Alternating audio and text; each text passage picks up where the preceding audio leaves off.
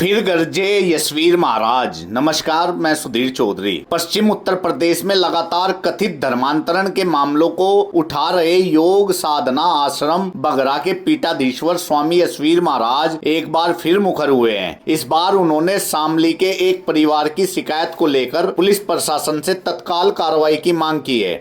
जनपद शामली के ग्राम भावखेड़ा का रहने वाला एक राजपूत समाज का परिवार आज आश्रम में आया और उन्होंने बताया कि आयुष मलिक की शैली में ही हमारे इकलौते बेटे को ननौता की एक मुस्लिम लड़की ने अपने लव जिहाद में फंसा करके उसको अपने शिकंजे में कर लिया और उस लड़के को अपने साथ लेकर के कहीं गोपनीय स्थान पर रहने लगी।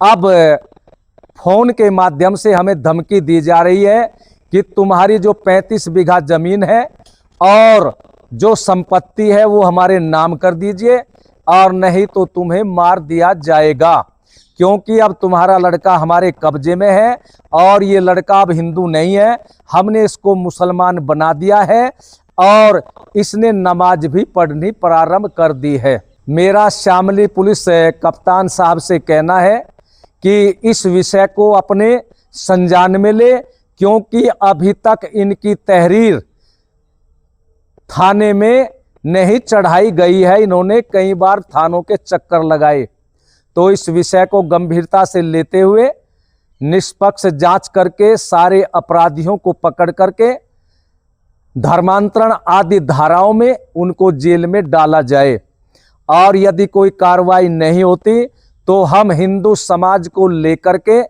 शीघ्र ही उस मुस्लिम लड़की के परिवार के मकान के सामने धरना प्रदर्शन करेंगे और हमारा धरना जब तक जारी रहेगा जब तक मुस्लिम लड़की और उसका परिवार संबंधित धाराओं में गिरफ्तार होकर के जेल में नहीं जाता।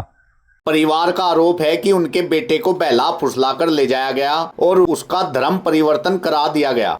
मैं भावखेड़ा की रहने वाली हूँ और राजपूत समाज से हूँ और मेरे लड़के को ननौते की लड़की ने अपने प्रेम जाल में फंसाया है और 1.5 साल से वो मेरे पास नहीं है और वो लड़की मुझको धमकी देती है कि जब तक ज़मीन मेरे नाम नहीं करेगी मैं तेरे लड़कों को नहीं छोड़ूंगी, क्योंकि वो मेरे लड़के से प्यार नहीं करती, मुझे बहुत गंदी गंदी गाली देती है और मेरे बच्चे से कभी बात भी नहीं करवाती। मैं अपने बच्चे के लिए तड़प रही हूँ, मेरा अकेला ही बच्चा है और मुझे अपना बच्चा वापस चाहिए। जब मुझे कोई भी रास्ता नहीं मिला, मैं थाने में भी गई, हर जगह गई, लेकिन मुझे कहीं से भी सहायता नहीं मिली। आखिरी में मैं गुरु महाराज जी के आश्रम में आई हूँ बड़ी उम्मीद करके। मैं आप सभी से, हिंदू भाइयों से और बहनों से यही कहना चाहती हूँ कि आप मेरे साथ मेरा सहयोग कीजिए और मेरा साथ दीजिए।